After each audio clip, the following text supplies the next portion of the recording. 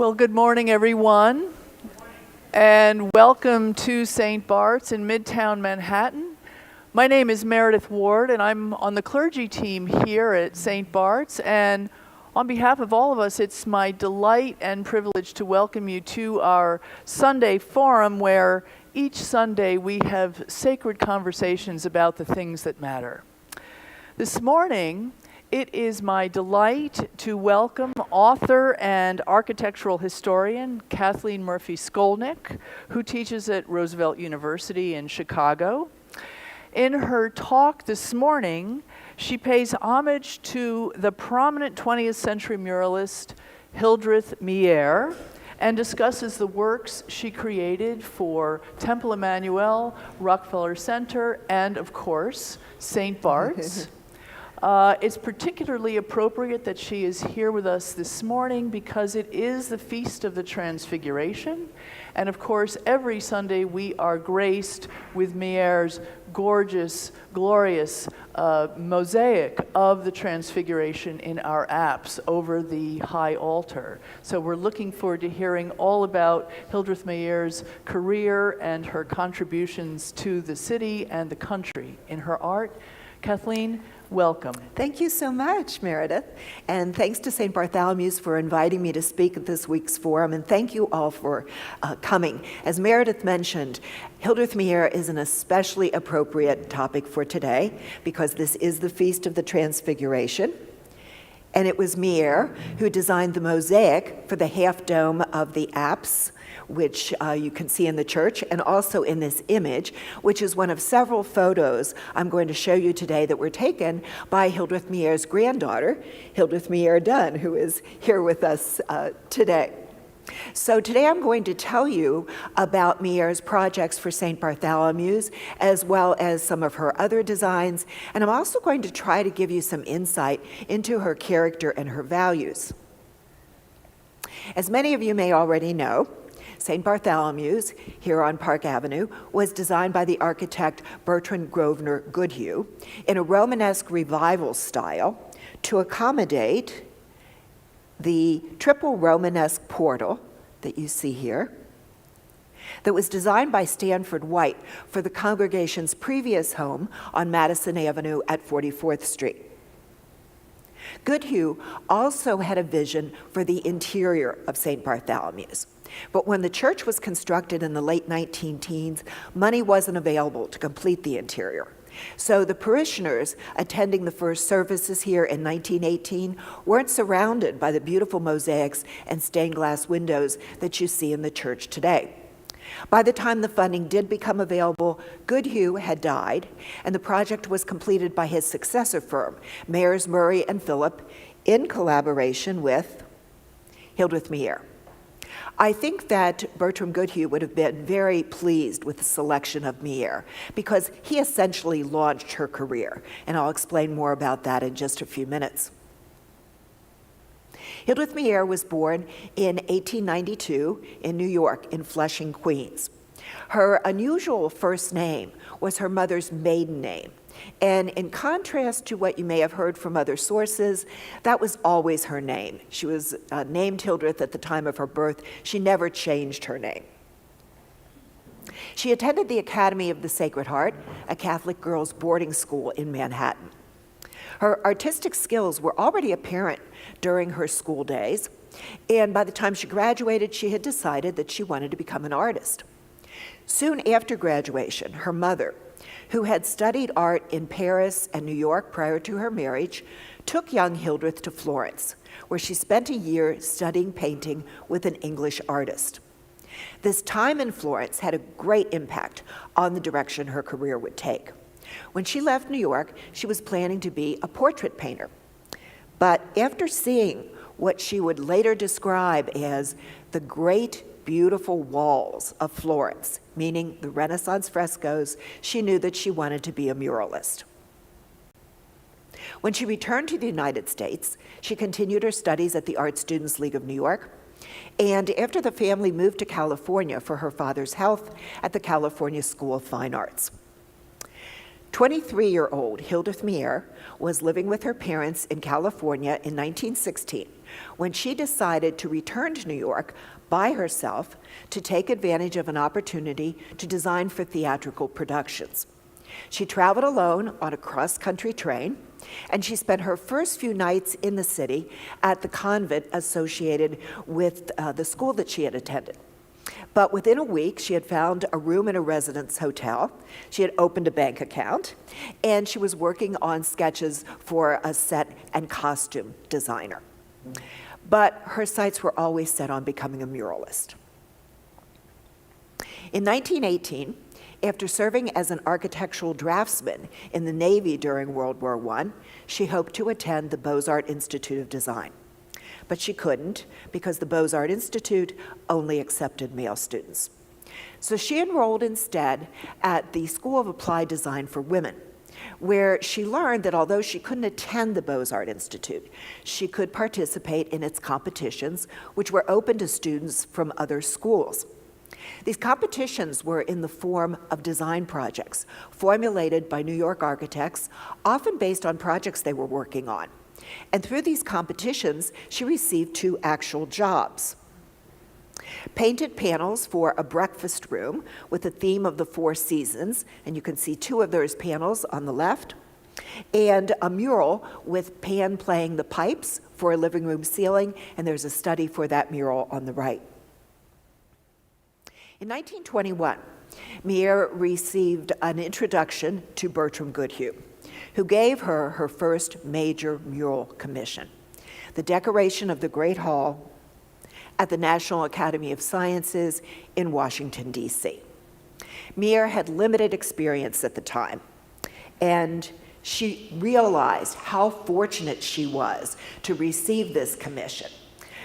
She later wrote that it took great courage on Goodhue's part to give this job to, as she described herself, a young woman of large ambitions and sound training, but no experience. The theme of the design of the Great Hall is the history of science. And that theme was developed by the National Academy's Building Committee, and Hildreth Meière provided a visual interpretation of their program. At the center of the dome is, find my cursor here, I'm just getting used to this. Here we go. Well, I'm not doing a very good job, but over on the left, you can see in the center of the dome is the sun, and it's surrounded by the 8 planets that were known at the time, and then by personifications of the sciences. And in the pendentives, which are those curved triangular sections at the base of the dome, are personifications of the elements. And here are 2 of them, water and fire. Unfortunately, Goodhue never had the opportunity to see Meière's designs installed in the Great Hall because he died just days before the dedication of the building. But before he died, he had selected Meière to design the interiors of the Nebraska State Capitol in Lincoln.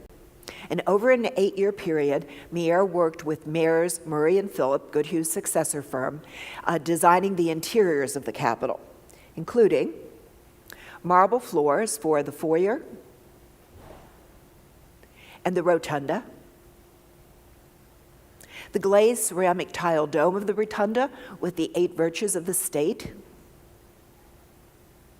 a ceramic tile ceiling with the Native American motif for what was planned as the Senate chamber, and a gold stenciled frieze for what was intended to be the House chamber. Meière also realized what an opportunity it was to design the interiors of the Capitol. As she phrased it, it was the sort of thing that doesn't come more than once in an artist's lifetime, and then only if he's lucky. Meière's designs in Nebraska established her reputation as a muralist and led to many more designs in many different building types.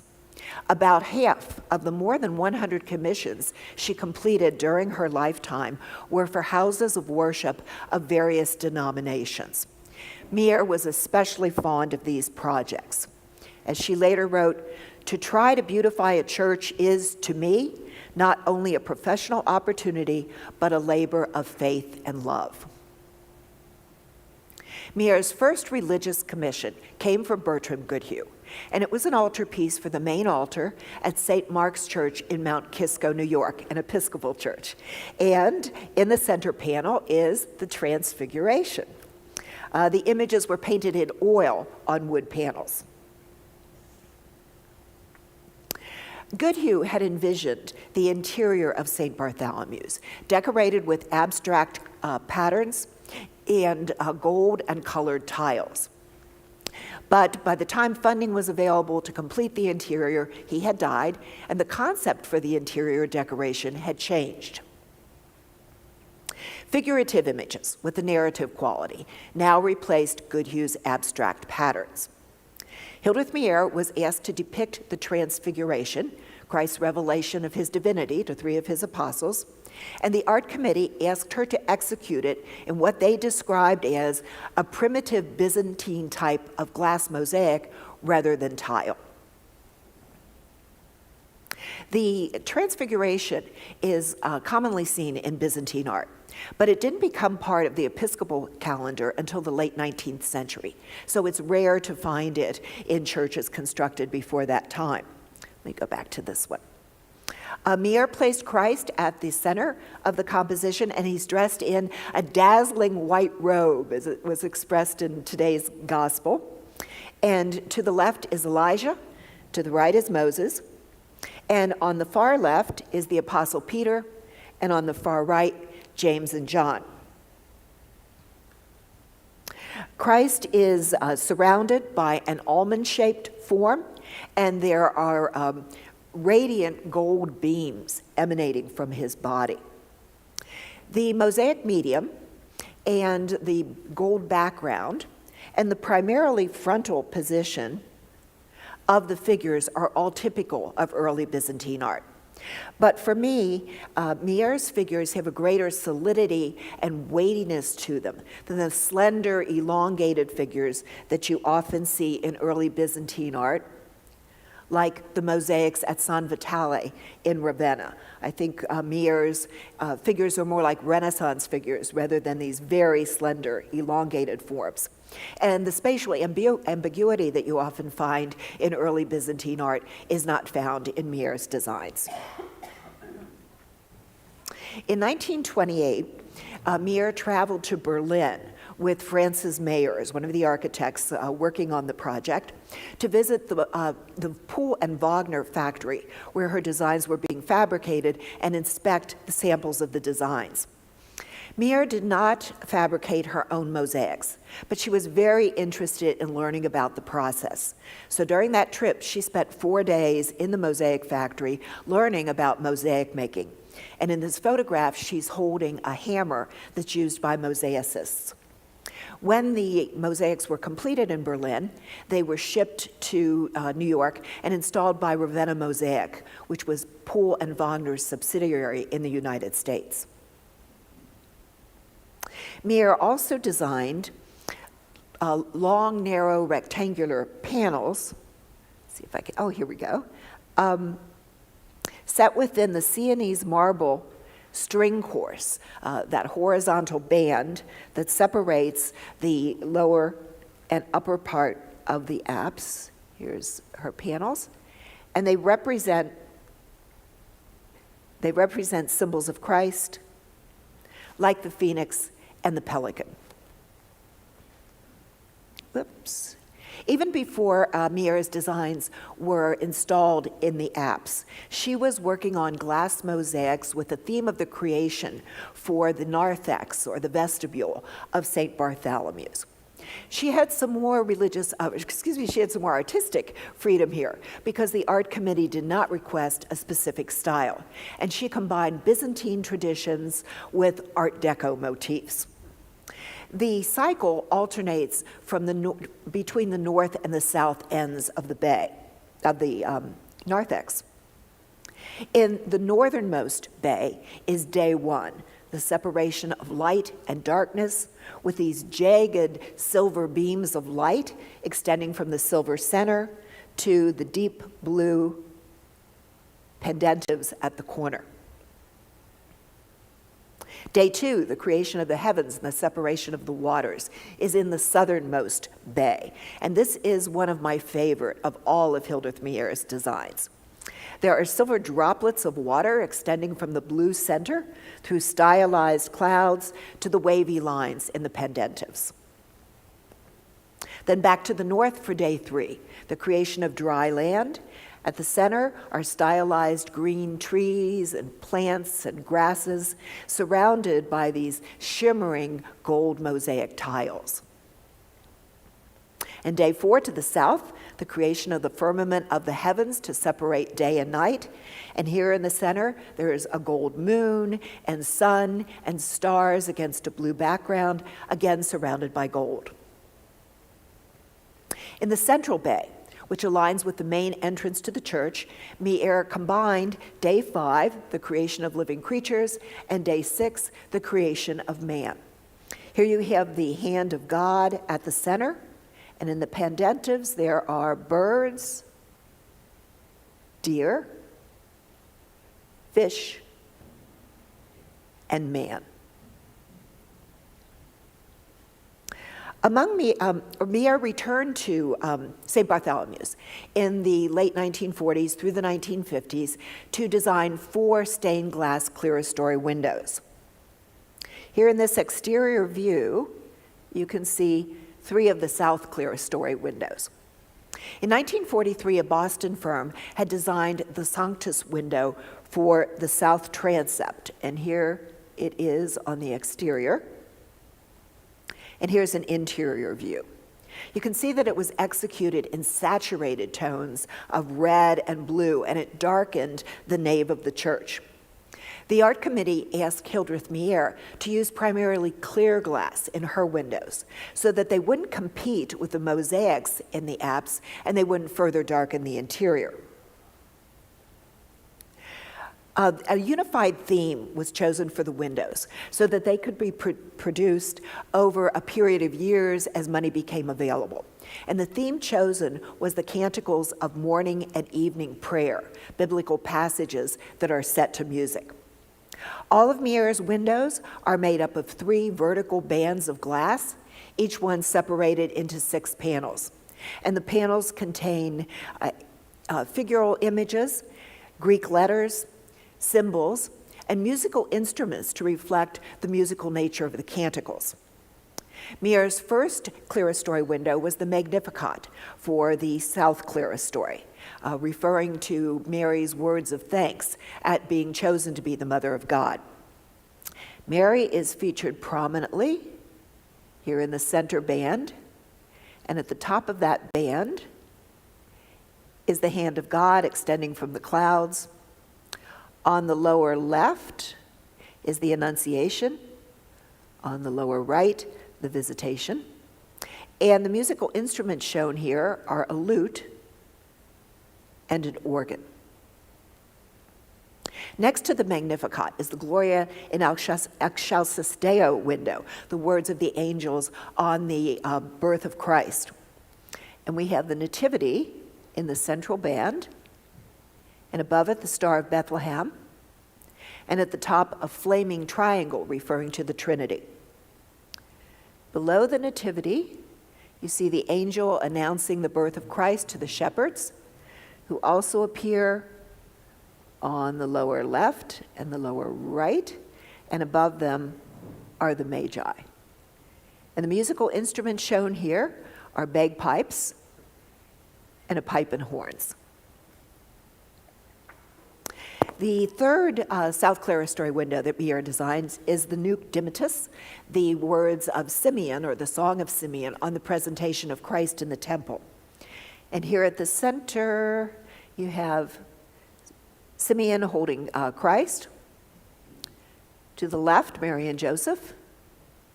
To the right, Anna, the prophetess of the temple.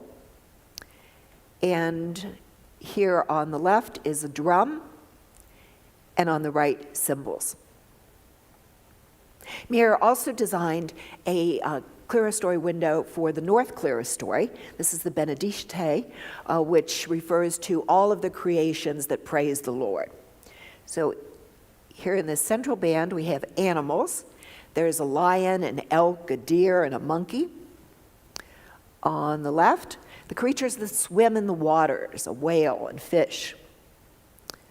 Over here on the right, the fowls of the air. Near the top, the mountains and the hills. On the lower left, the children of men. And the lower right, the priests of the Lord. And the musical instruments here are a sistrum, which is like a rattle-like instrument. And which one is this? I've forgotten for a second what this musical instrument. Becca, do you remember what this one is? It's a harp. It's a harp. It's a harp. The other two windows in the North Clerestory were designed by Alan Cox in the 1960s after Meière had died. Among Meiere's other religious commissions in Manhattan are the glass mosaics for the arch and the ark in the sanctuary of Temple Emanu-el on Fifth Avenue at 65th Street. For the arch, she designed Art Deco interpretations of Jewish symbols that are connected by intricate decorative bands. And here are 3 of those bands. You can see how detailed they are. And 2 of the symbols, the 7-branched menorah and the shofars, are the ram's horns. She also designed glass mosaic borders with floral and geometric motifs that surround the ark. She designed an altar frontal in inlaid marble depicting the Annunciation for the Lady Chapel at St. Patrick's Cathedral. And she painted angels on the doors of the Remembrance Shrine at St. Thomas's Church on Fifth Avenue at 53rd Street. Among her religious commissions outside of Manhattan are 9 glass mosaic murals for the Cathedral Basilica of St. Louis. They include the drinking deer with the meandering grapevine, which surrounds the rose window on the wall above the altar, and the dome of the 12 apostles. Meière painted 6 images of historic houses of worship for the arcade of the Temple of Religion at the 1939-1940 New York World's Fair. Here's her study for Hagia Sophia in Istanbul, and Temple Emanu-el, where she designed glass mosaics.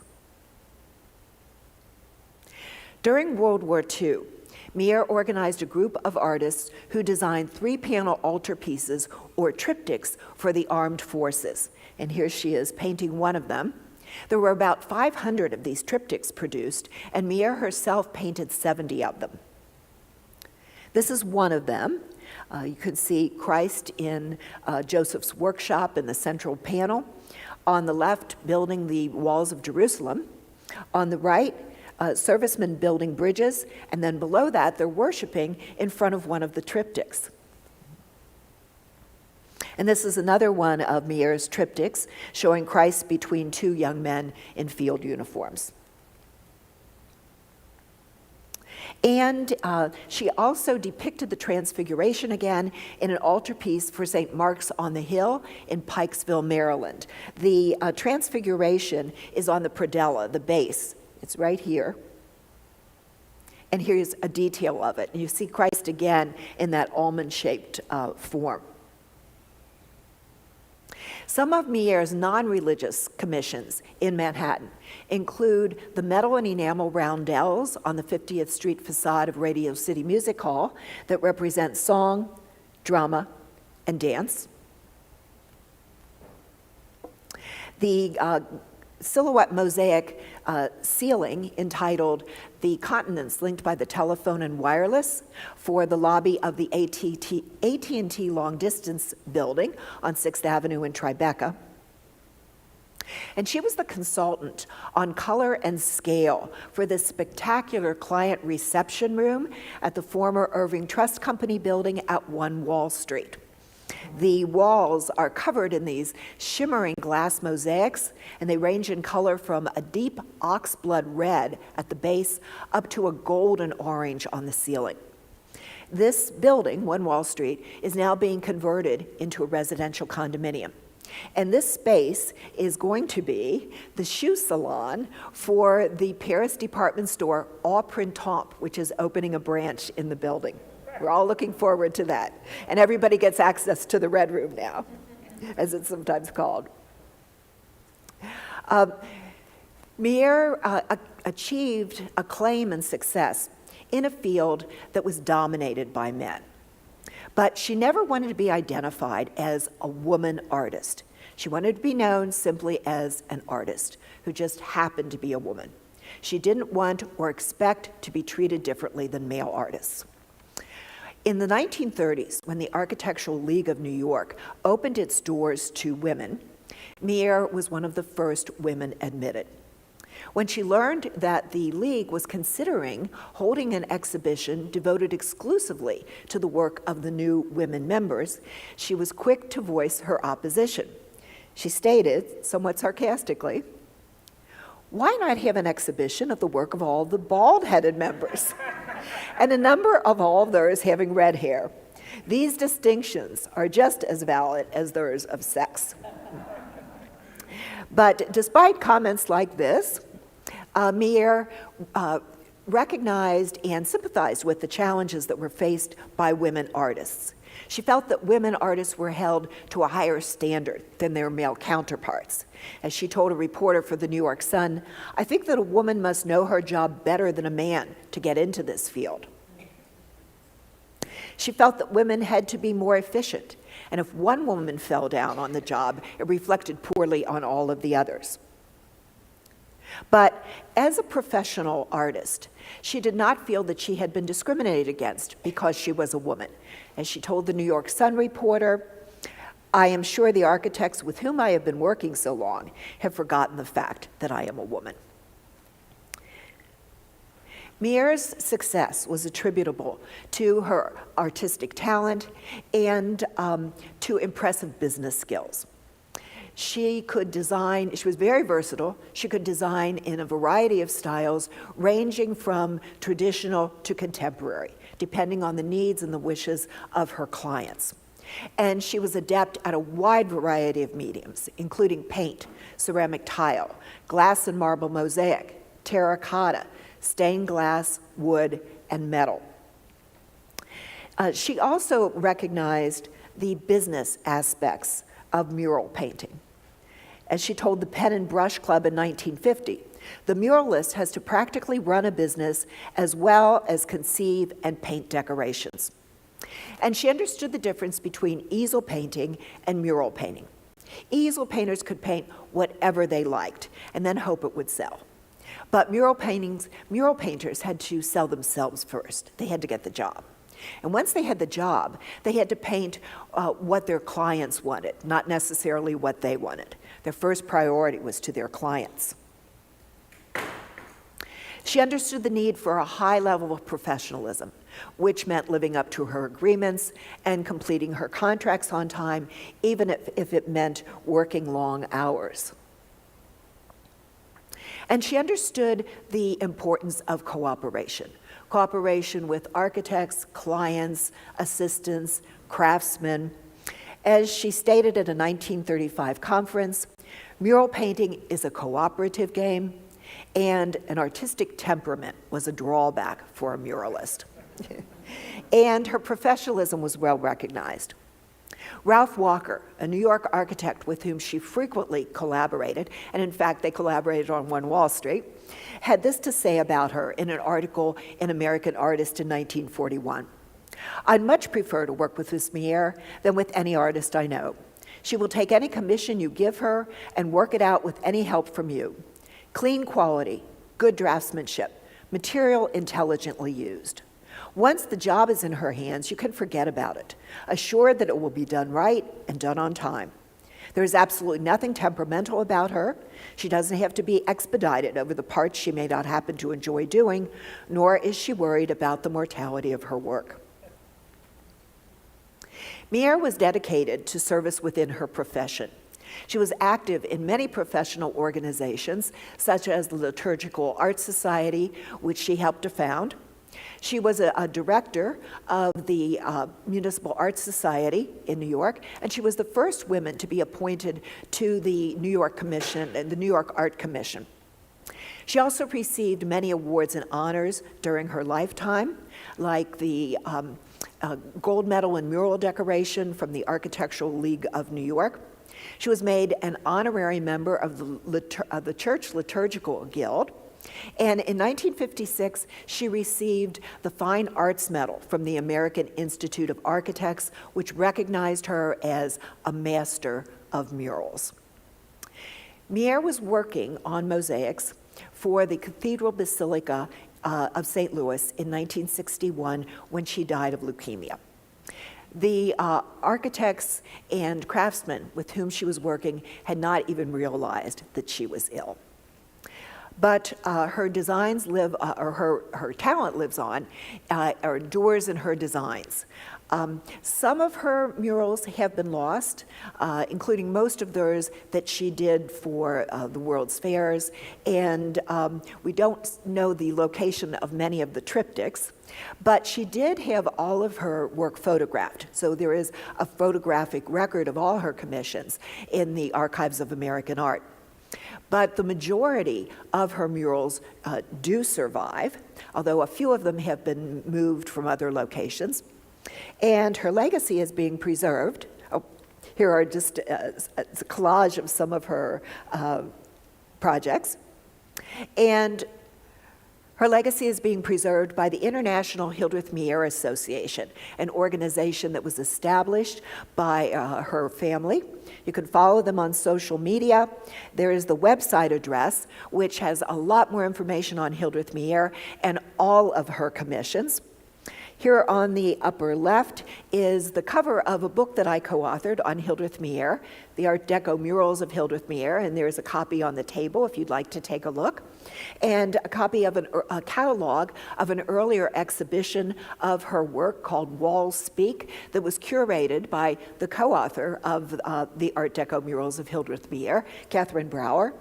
And also on the table are brochures. There's one that lists all of Meière's work in New York, and another one that lists all of her work throughout the United States. So you're welcome to take one of the brochures.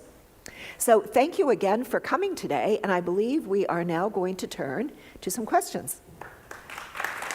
Thank you.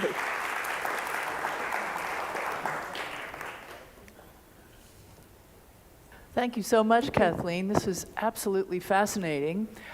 We do have plenty of time for questions, so if you are joining us here in the room, Suzanne Forster has question cards that she will pass to you. You can write your questions down on the card, and there's a gentleman right back there, Suzanne, who has a question. Write your questions on the card, give it back to Suzanne, and she will bring it up to me. If you're joining us online, you can post your questions in the live chat on YouTube, in the comments section on Facebook, or you can email them to me at mward@stbarts.org. While we're waiting for those questions to come in, since it is the Feast of the Transfiguration, I wanted to dig a little bit deeper into that subject, which, as you mentioned, is quite rare in the Western Church at any rate, and specifically in the American Church until really the end of the 19th century when it was introduced, when it was recognized as a major feast in the Episcopal Church. It's a subject that she tackled 3 times. Mm-hmm. Do we have a sense of, was that coming from the patrons, and how was it that she ended up focusing on that subject? I know that it was a request at St. Bartholomew's. It was requested by the art committee that this is the topic that they wanted to show. I'm not sure if she received that the information at the 2 St. Mark's on what they would like to see. I suspect that St. Mark's in the one in Mount Kisco may have suggested the theme. Since it's in the predella of the one at St. Mark's in Maryland, that might have been her decision. And she handled the subject quite differently in each case. Her composition varied quite distinctly. It did, although we still have Christ, we have the Elijah and Moses, but it is very different, especially in different mediums too, because in the altarpieces, she painted the images, and here it's in this wonderful glass mosaic, which just shimmers. But it's interesting to see the way in which the Transfiguration is expressed in art, because how do you display divinity? How do you communicate that? And you could see in Meière's case, she did use those gold beams of light. And in one of the early Byzantine works at Santa Apollinaris, there's they express the Transfiguration as a cross with Christ's image at the center of the cross. So it's interesting to see how different artists interpret that. Difficult topic. It's a tough topic to depict.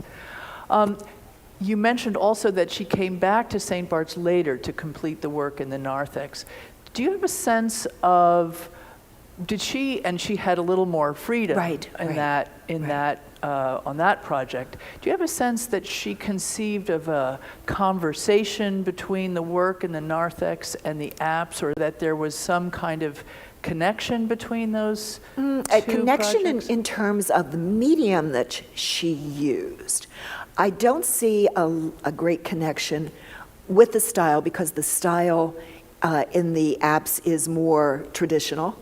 And here she was adopting this new approach to design that today we call Art Deco, but she was blending it with the Byzantine gold mosaics, but very, very creative, and it's just one of my favorites. It's really an extraordinary project, and your favorite of the water is actually one that we picked up on for a new baptismal font that we have commissioned for the church, and we've sort of quoted bits and pieces of that for that font. So it's continues to inspire. Oh, I'm anxious to see that. Yes, we'll make sure you see it. So we have some questions from the audience. Here's one. Did Meière experience difficulty in transposing her murals into mosaics? And if so, were modifications required?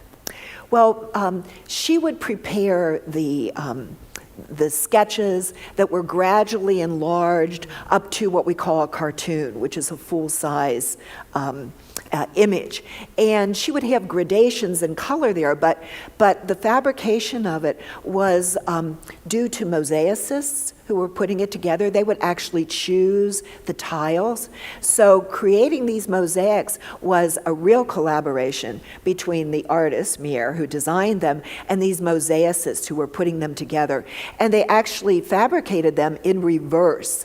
They would have an image, call it not finding the word,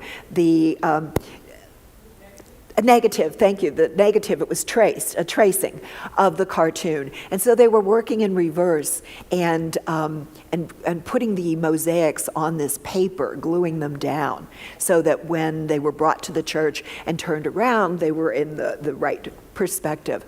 But the mosaicists played a really big part in creating those murals, as well as the artist. We have one person here who wants to know what was depicted on the frieze at the Wisconsin State Capitol. It was the history of the state, and you see pioneers and Coronado, who I don't know if he got to Nebraska, but they show him there. So it's the early history of Nebraska. It's the pioneers. It's a very interesting frieze. Great. Could you speak more about the 1939 World's Fair?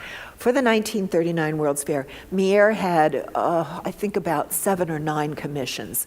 She completed some murals, some silhouette mosaic murals. In a silhouette mosaic mural, it's the outlines and some of the details are done in mosaic, and then the spaces in between are filled with colored plaster. So it's not as expensive as a solid mural, like the mural at St. Bartholomew's. But she did a very large-scale painting, actually, of a doctor for the Science and Health Building. She did a wonderful metal sculpture of Hippocrates, the father of medicine, and the dragon of ignorance, and he's holding a torch and expelling the dragon. She did a silhouette mosaic of a picnic and people playing sports for I think it was a social building or health and education building. Let's see, the Temple of Religion. So she had quite a few. She did a wonderful red mosaic. It's against a red mosaic background of a telephone operator and a telephone linesman for the AT&T building. But all of these works are unfortunately lost. There is one work that survives from the night. She also worked at the 1933 Century of Progress Fair in Chicago, and she did a mural for the exhibition of the National Council of Women. It was a 3-panel mural. 2 of them have been lost, but one of them survives, the 3rd panel, and it's in the Smith College Art Museum in Northampton, Massachusetts. But unfortunately, like almost all of the work done for World's Fairs, it's just destroyed when it's over. Yeah, once it's over, it's gone, right? It's a shame. I'm intrigued by her attitude as a woman. These days in the art world, there's a lot of attention paid to artists who have historically been marginalized, including women artists, and that seems to be the focus of a lot of people these days. She said that she didn't feel discriminated against. On the other hand, she was denied a spot at the Beaux-Arts Academy. Right. And felt she had to work twice as hard to maintain her reputation. It seems like she was kind of walking a fine line there. It does. I think she just didn't focus on something that could be negative, that something could work against her. She was so determined and so competent and so talented, and I think she believed in that and just forged ahead and didn't think of the fact that, I might have some difficulty here because I'm a woman. I think she tried to overlook that and present herself in a very professional way, and certainly worked to her benefit. Yeah. There was another instance. She wanted to go to the school Fontainebleau in France, and she couldn't, not because they wouldn't accept her or they didn't accept female students, but they didn't have the accommodations for the female students there, so she couldn't attend. So there were times during her lifetime where she did experience some discrimination because she was. But she rose above it. Right, and in the case of the Beaux-Arts Institute, she participated in the competitions, and she almost consistently won first and second place medals in those competitions. Do we know how Goodhue found her? Unfortunately, we don't know for sure. Her mother, fortunately, kept all of her letters that were written because they were in California, she was in New York, and she wrote almost daily. It was almost like a diary. She would write every day and then she'd send a letter off. There is a small gap of about 3 months in the letters from 1921, and I think that's the time that she met Goodhue. So 2 possible theories. She might have met him through these Beaux-Arts competitions because New York architects were involved, although I don't recall that she did any a competition in relation to Goodhue, but he might have heard about her. The other thing is she made a later reference in one letter to her mother, saying, I was at somewhere, and I met and Vincent Tack, another artist, was there, and she said, he's the the person who I met Goodhue through, because Tack was related to one of her teachers, one of the members of the religious order from her school, but we don't know for sure how she met Goodhue.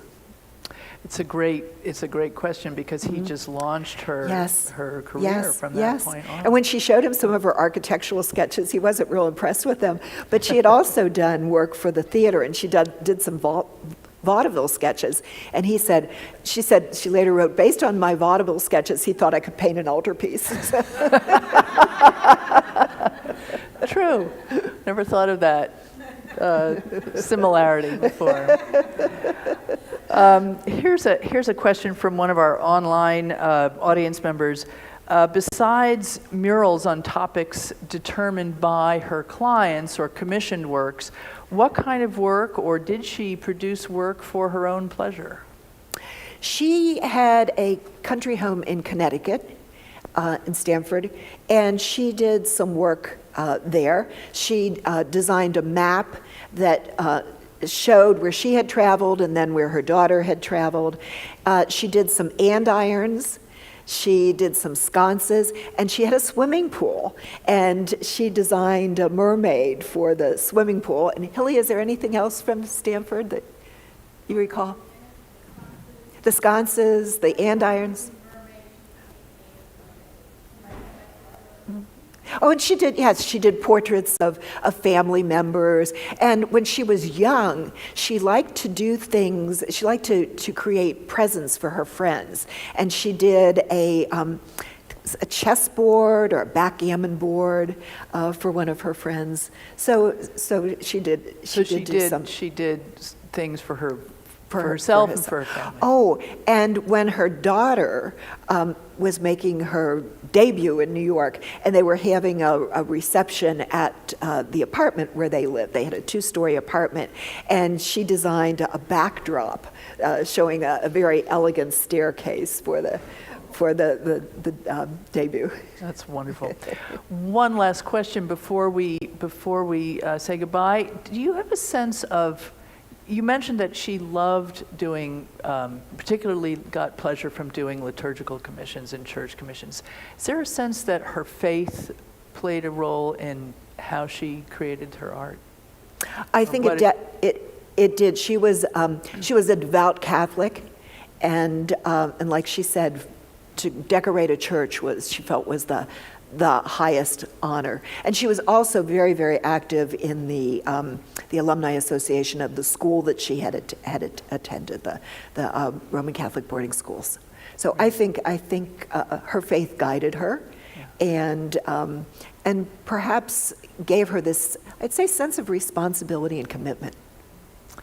Well, thank you so much, Kathleen, for being with us. Thank you for having me. It's just a joy to have you here. We're just so glad that you're all with us today. We hope you'll join us next week back at the Forum, when we'll hear from our own rector, the Right Reverend Dean Wolfe, who will, with other members of St. Bart's, talk about their trip to the Holy Land in May and tell us about their experience there. So please join us next week. Thank you. Okay, thank you.